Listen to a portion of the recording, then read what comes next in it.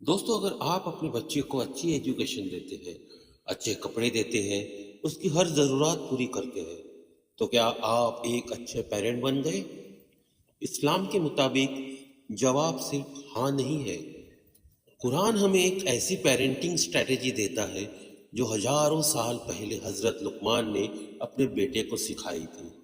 آج ہم قرآن اور صحیح حدیث کی روشنی میں جانیں گے بچوں کی سات پرورش کی بنیادی اصول۔ اور آخری پوائنٹ ہر ماں باپ کو ضرور سننا چاہیے، کیونکہ ہم اکثر بچوں کو سدھارنے کی کوشش میں ایک بڑی غلطی کر دیتے ہیں۔ پوائنٹ نمبر 1، بچے امانت ہے، صرف ذمہ داری نہیں ہے۔ اللہ تعالیٰ قرآن میں فرماتا ہے، اے ایمان والو، اپنے آپ کو اور اپنے گھر والوں کو آگ سے بچاؤ۔ غور کیجئے، اللہ نے صرف یہ نہیں کہا کہ اپنے بچوں کو کھانا دو، کپڑے دو اور تعلیم دو، بلکہ فرمایا اپنے گھر والوں کو آگ سے بچاؤ۔ یعنی پیرنٹنگ کی ذمہ داری صرف بچے کا فیوچر بنانا نہیں ہے، اس کی آخرت بھی سنوارنا ہے۔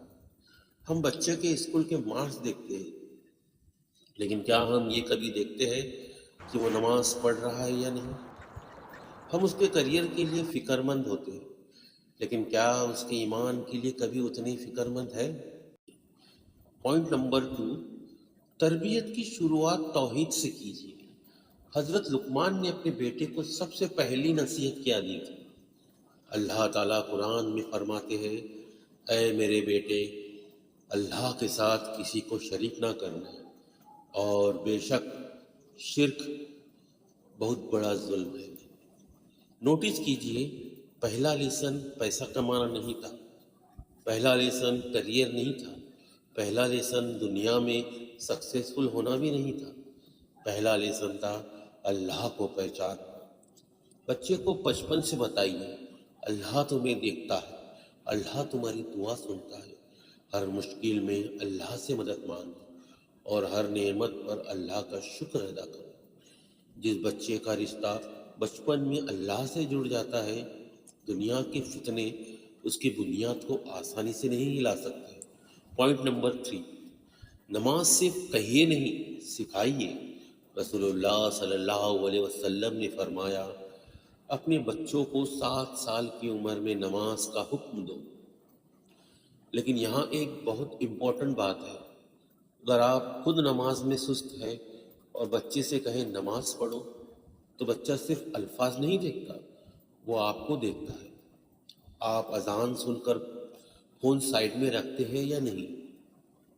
آپ مسجد کی طرف جاتے ہیں یا نہیں؟ آپ کی زندگی میں اللہ کی پرائرٹی کیا ہے؟ بچہ سب آبزرو کر رہا ہوتا ہے۔ اس لیے بچوں کو نماز سکھانے کا سب سے پاورفل طریقہ ہے خود ان کے لیے اگزامپل بنیے۔ پوائنٹ نمبر 4، بچوں کے ساتھ محبت کا اظہار کیجیے۔ ایک بار رسول اللہ صلی اللہ علیہ وسلم نے حضرت حسن ابن علی رضی اللہ تعالیٰ عنہ کو پیار کیا۔ وہاں موجود الاقرع ابن حبیس نے کہا کہ میرے 10 بچے ہیں، لیکن میں نے کبھی کسی کو اس طرح پیار نہیں کیا۔ رسول اللہ صلی اللہ علیہ وسلم نے فرمایا، جو رحم نہیں کرتا اس پر رحم نہیں کیا جاتا۔ اسلام میں بچوں سے محبت کرنا کمزوری نہیں ہے۔ انہیں گلے لگائے، ان کی بات سنیے، ان کے ساتھ وقت گزاریے، انہیں بتائیے کہ وہ آپ کے لیے امپورٹنٹ ہے۔ کبھی کبھی بچہ آپ سے پیسہ نہیں مانگ رہا ہوتا، وہ صرف آپ کا وقت مانگ رہا ہوتا ہے۔ اور یاد رکھیے، موبائل کو دیا گیا وقت واپس نہیں آئے گا، اور نہ ہی بچوں کا بچپن واپس آئے گا۔ پوائنٹ نمبر 5، بچوں کے درمیان انصاف کیجیے۔ رسول اللہ صلی اللہ علیہ وسلم نے فرمایا، اللہ سے ڈرو اور اپنی اولاد کے درمیان انصاف کرو۔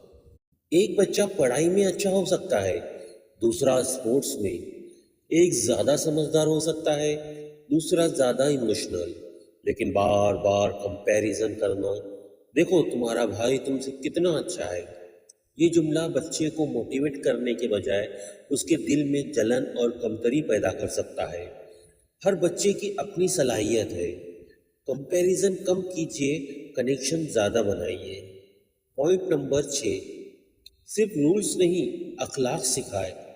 हजरत लुकमान ने अपने बेटे से कहा, लोगों से अपना चेहरा फेर कर बात ना करो और ज़मीन पर अकड़ कर मत चलो। फिर फरमाया, अपनी चाल में मियान रारी इख्तियार करो और अपनी आवाज़ नीचे रखो। यानी इस्लाम सिर्फ बच्चे को इबादत नहीं सिखाता, इस्लाम उसे इंसान बनाना भी सिखाता है।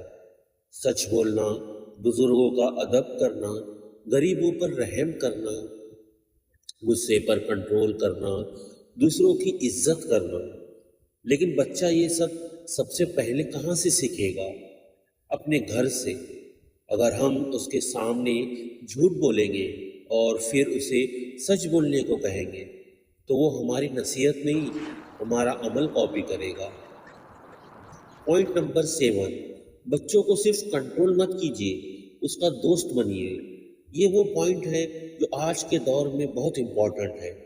आज अगर बच्चा अपने माँ बाप से बात करना चाहे, उनसे कुछ सवाल पूछना चाहे और हम उसके साथ टाइम ना बिताए, तो वो अपने सवालों को कहाँ ढूंढेगा? इंटरनेट से, सोशल मीडिया से, या ऐसे लोगों से जो शायद उससे गलत रास्ता दिखा दें। इसलिए घर का माहौल ऐसा बनाएं कि बच्चा गलती करने के बाद भी आपके पास आने से ना डरे। उसकी बात सुनिए। हर बात पर तुरंत गुस्सा करने के बजाय पहले समझने की कोशिश कीजिए।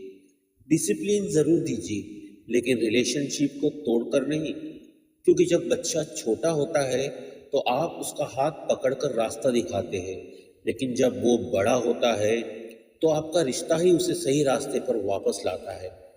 आखिर में एक बात याद रखिए, आप अपने बच्चों को कितनी प्रॉपर्टी देकर जाएंगे ये इम्पोर्टेंट हो सकता है, लेकिन आप उसके अंदर कितना ईमान, अखलाक और अल्लाह का खौफ छोड़ कर जाएंगे ये उससे भी ज़्यादा इम्पोर्टेंट है।